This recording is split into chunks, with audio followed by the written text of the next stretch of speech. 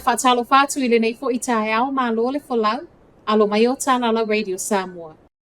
Ne nefu tangata Wellington e totongi o pākanga o Taavale I lona taulanga whaatau. O le whaelo manino mai o totongi o pākanga I tū atu o le tūlai 5 I lea fiafi. Wa whaawinga I nisi o tangata le ai, e pakafua. O le olo o whaelo e 5 tālai le tūlai totongi e paka I le Taavale mai le tau le valu I le tae au.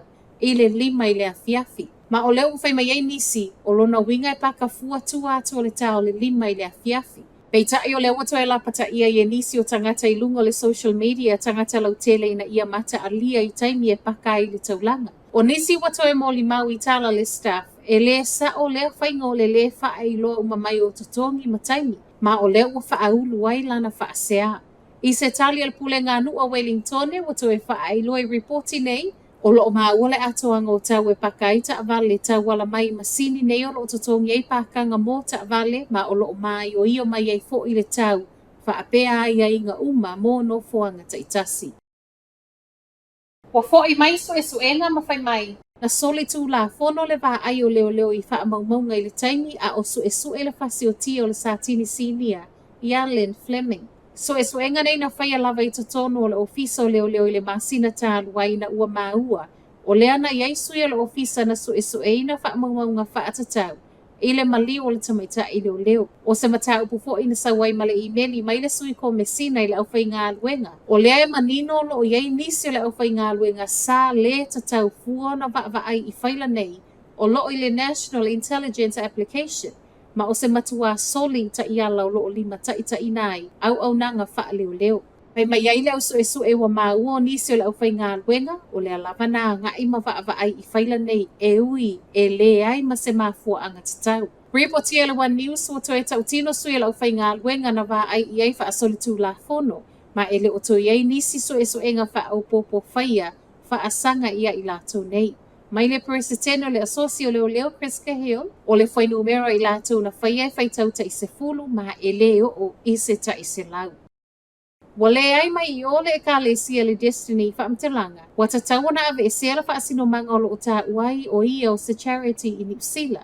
O le umai o le te e na avea matau wha matau I nisi o tangata saide whale tusi le lua vai aso ta aluai. Lea ele ngata wa upu I ai ele to atele, a o le utu ufa atasia fo ile petition e ave e se ai le lesi talaino le Destiny, o I o se whaala potonga e alofa I tangata. E o maila taime tu ufa atasia I tano tae au wasilia ma le tolu sifuru wono afe iwa se lau 5 se fulu tangata wa sainia le petition ne nei, ma o lo mi ai fo I lungo le petition, o lo una ia ele ka le sia whainga e feita nga I ai ma vevesi le vau tangata. O nisi o sui al maota wa moli mau I tala le One News. O le ua soli ele ka le sia le Charities Act ma e le tala feu ngai ona toe anga wa ai benefiti lea e wha amama a venga I la funga totongi lea e anga wa ai so se charity wa le si tala I totono New Zealand. Ai se tali mai so upo le ka le sia la tau te lea mana ia tele wha amtalanga po petition foi ma e le ai se tu a mea wa soli tu la fono ai le Destiny.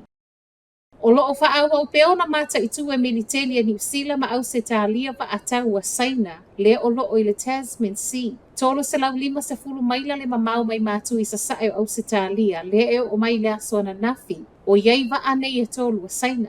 Ma o leo silia ma le vaiaso o iai pei o ngā sami tua o nei o New Zealand ma au se talia. Va a fo nei e tolu wa wha amauti no mai le Minister o le Defence Force New Zealand Judith Collins. O le alava wo mai au noa ma se tala manino mai ia saina. Po o le ale mafu anga wo mai ai o ngā sami I lei tūlangi. Le olo o tātou iai. Pei tae o las wharaile wha ato a umatu na lau pata iai le militelia saina le whainga malanga le Emirates. Sau mai sini au se talia a ngai kala I stete. Ina ia tau mamau ma le ala vaa ono o wha ita inga a vaa tau ne I tōrua saina. E o lava fo I kamupani wa alele le Jetstar wa pele e New Zealand. O le ana suia la wa ai uia ina ia tau mamau ese, ma le ala ua wha ailo mai. E I reporti nei, e le o mawhaiona wha amautu mai ina Minister Collins, be wha amaunia. Ai se talia saina ana na fita wala mai le so upu, ale matanga luengo le Defence Force I saina. O lo o ia tu ua ia au se talia lo na whaiwhaitala I wha ata ita inga wa ane ia saina. Whai mai eila so upu, o lea lava na iloe au se talia, ma o loo muli ta ia lava fo I e saina tū la fono uma wha avao malo.